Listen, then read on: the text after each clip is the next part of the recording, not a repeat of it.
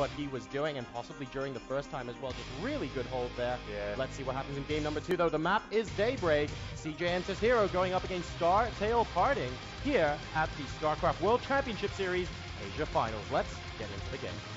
The map is going to be Daybreak, and as it stands, Parting is leading 1-0. Keep in mind, the winner will face Liquid.HERO in that Constellation Finals in order to be able to challenge SKT1 Rain in the Grand Finals, who's sitting pretty there. It's going to be hard for Hero. It's very risky to be down 0-1 in a PvP. It really is, but he's been playing quite strong all day, I think it's safe to say. Rain, I believe, knocked him down here to the lower bracket. Yeah. So, and he's already in the Grand Finals, so it's not like he's lost to someone random, you know. It was a really, really good player that knocked him down, and I reckon he does fancy his chances against Parting. Let's just say it, because if he didn't, he wouldn't necessarily go for something that's so unbelievably aggressive on map number 1. And in slightly different circumstances, he would have won that game. It was looking good for him after all. Parting did a risk, and it paid off for him. Yes, okay, it was like a series of circumstances managed to get him to do it, but that hold was beautiful, and I think we should give Parting credit for that. It was definitely. It was really, really good. So let's see what they end up doing here in game number 2. I saw an interview just now from SKT1 Rain where he said that before the tournament he wasn't completely sure of the skill of the foreigners. That is to mean the non-Koreans. Yep, sure. And according to Team Liquid note, it was like a polite way of saying that he didn't know that they were going to be that bad. That's true.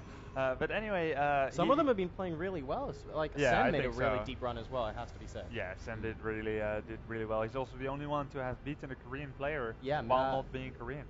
That's true, actually.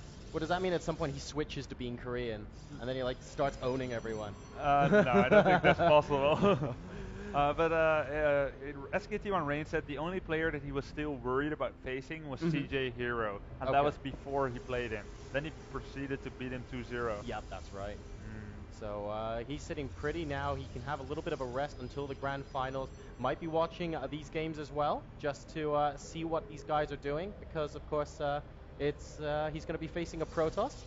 So always worth checking out what these guys are doing en route to the finals. One of these guys is going to take part in the Constellation Final after all. Yeah, that's true. And another thing that I want to point out is that all these maps are being played with match history revealed. For those of you who don't know what that means, you can go into someone's profile and check out what build orders they have been playing, their results in their last, well, X how many games. Oh, that's a great point. Yeah. And then you can see what strategies have they been using, and are they maybe going to be doing the same thing? Maybe prepare some counter builds against that. But then you've got the super experienced professional gamer. He's got, first of all, he's got 100 different builds. Secondly, he uses what you know about him against you. Yeah, sure. And this is basically the high-level mind games that we're talking about here, trying to figure out what your opponent would assume about your build, and then doing something to counter that. And then your opponent's thinking about that, he's doing something to counter that, and it all gets a little bit insane. And once until you're like at level 13 and you don't know what you're doing anymore, and you're only making probes and Nexi. Well, it's actually, it's surprisingly applicable to this situation, because it's the same matchup over and over. We've got a lot of PvPs here, so they really do have to think about their build orders and like how they're going to mix it up and when, and really try and calculate it out. Yeah, or like that, and also maybe they have to rely a lot just on their fundamentals. Like in the end, it's not only about the build order; it's also a lot about that execution. Now, and speaking about like mind games, I'm liking the look of this. This could get really fun. Dude, this gets so fun. You won't even want to stop laughing ever. Ever. I'm just I'm a little bit flustered by the fact that they're both going to be making Phoenixes, or should I say Phoenix. It gets really awkward when you're both on Phoenixes.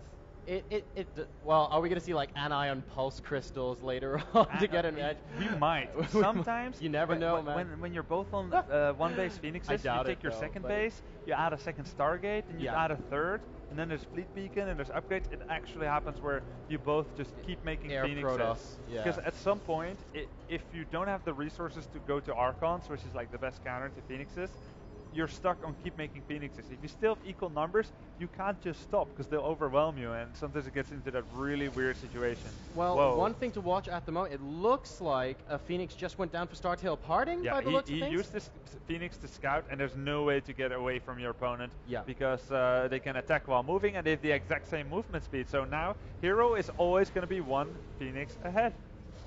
So he's seen the Phoenix now.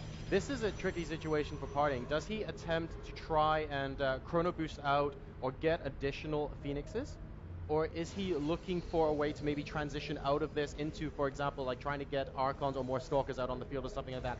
How do you make that decision right now? Ideally, you'd like to transition out of it, because as soon as you're one Phoenix down, it's going to be tough, because you're always going to have one less. But there's still room for your opponent to make mistakes. Like, if a hero just moves up the ramp here and gets cut off by a force field, it could be quite disastrous for him. So PartinG just has to play it cool, play it safe, don't lose anything else, and he will just be the one Phoenix behind. 3 against 4, kind of bad.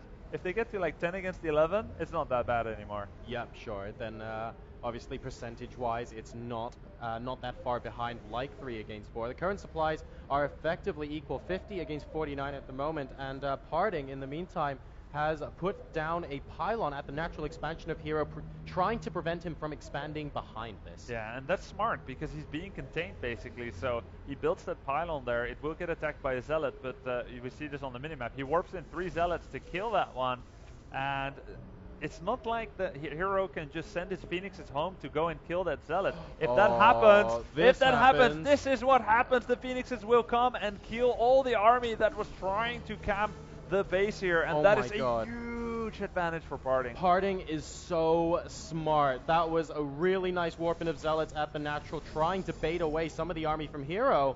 And like you just said, Grubby, as soon as the Phoenix go away, this is exactly what happens. So PartinG, no longer a member of this contain, and yeah, he completely obliterated the ground army there. Now, admittedly, Hero, though, has a lot of Phoenixes still out on the map, and it looks like we're going to be seeing, quite a few of PartinG's Phoenixes go down in his main base. Yeah, Hero does have the Phoenix lead. He has 8 Phoenixes against 3, but PartinG has more probes. He's up 7 probes. He has more ground army. All Hero has right now is the advantage in the Phoenix numbers. And what is PartinG going to be doing about it? We can actually see him. He's continuing to chrono boost his Stargate. So he's not immediately going for some other tech. He is ahead in probes, like you mentioned. So he is possibly going to be able to expand sooner than Hero now. Blocking that expansion and then destroying the ground army gives him a little bit of leeway in that regard. But I'm not sure if now is the correct time. I mean, that number of Phoenix is still quite dangerous. If PartinG leaves his base, for example, or tries to defend multiple locations, Hero might actually be able to swoop in. And there's a lot of energy on those Phoenix. He could kill a lot of probes with that. I think if Hero, let's say if PartinG just goes to stand in the corner of the room, ashamed, covering up himself, Hero can just go and kill every single probe. It's that much energy is what he has. Yeah. So Hero is the one to expand first, so I'm not sure what PartinG is about to do. Here we go. Hero's going to be turning around with the Phoenix to try and move into the main base, because PartinG's actually moving with his ground army towards the main base of Hero, but no, he actually turns around. So he was thinking about a counterattack to try and kill as many probes as he can, and he thought better of it in the end by the looks of things. And PartinG is now going to be aggressive against Hero. All the Phoenixes are going to be going down. There's only 1 Phoenix left for PartinG. He cancels that Nexus and is now just on massive amounts of Stalkers. Does Hero have the army to take out that many Stalkers? There's no Immortals out, no Robotics facility, so he would have to force field PartinG away from this ramp. This is looking, well, it's like we have a little bit of a stalemate here for now, but PartinG going to try and warp in on the high ground through that pylon. And it looks like he is determined to try and break in here. He has the 1 Phoenix for high ground vision, and he's keeping it in the back behind the Stalkers, so smart, so that Hero can't just swoop in and kill off that 1 Phoenix without losing a couple of his own as well. Let's see if he can make his way up the ramp here. I'm really liking Hero's chances here. He can either pick off 1 Stalker at a time and kill it in about 3 or 5 seconds or so, or he can lift up like 60% of the Stalkers, leaving only 4 on the low guard and just killing everything down there. That's a really good point. If he lifts a whole bunch of them up at once and then just moves in with the Zealots, the DPS on the remaining Stalkers could be quite good for Hero. So we are waiting for the inevitable engagement on the ramp. Things very, very tense there. Pylon on the high ground actually getting cancelled briefly there, as PartinG just looks like he's just going to be going for an expansion instead. Interesting. Yeah, Parting gonna go for expansion and that blink tech. It was ridiculous that Parting was staying that long on the ramp. If Hero force fielded his stalkers, he would just get a lot of free kills. But now the situation is, since there's so many Phoenixes, he can go and kill stalkers in the main base of Parting. Goodness. He will get the first stalker, get the second one that's warping in, and keep in mind it does pause warp in. And there we go, that's so many Phoenixes. There's 10 Phoenixes. He can go and start the hunting season. It's probe killing time, ladies and gentlemen. There's nothing Parting can do about this right now.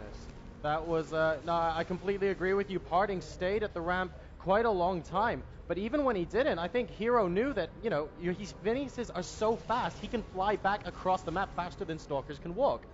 Yeah. And he's really abusing this now to try and kill off as many probes as possible. Parting forced to move all his probes away, and he is losing mining time behind this as well. And now Hero is going to be taking his expansion once more. Yeah, and Parting even cancelled his Nexus. He realized that 19 probes isn't quite the amount of probes that you would like. Oh no. Oh yeah, he's just going to kill every single probe here. Although if he does, he probably ends up using too much energy. Yeah, Hero and the won't counter be able push to lift could up. be risky. So he might not have too much energy left to, for example, do some sort of maneuver involving lifting up all the Stalkers if Parting decides to go for a huge push. But Hero's Gateway army is not small, man. Yeah, and, it's not evolved, it's not upgraded at all with anything, but it's just so big. Yeah, and he's going to be on the top of the round, and with Phoenix support, this could be quite good for Hero. He's currently up 83 supply to 42 as well. Parting going for a little bit of a last-ditch attempt here. Is it going to work? Force field on the ramp, and now the Phoenixes are picking up Stalkers, slowly picking them up, Parting down to 36 supply versus the 83 of Hero. And this just looks so good for Hero. It looks like he'll be able to equalize this series. There's almost no doubt about it. Parting trying to do whatever blink breaker he can, but he's working off of 6 probes, so he has no reinforcements to speak of whatsoever. So even though there's no blink for Hero, and there's a blink in GG. That was a manner blink right at the end. Oh my goodness, what a fun game that turned out to be, Grubby. That was really, really interesting. It was, and somehow I feel like a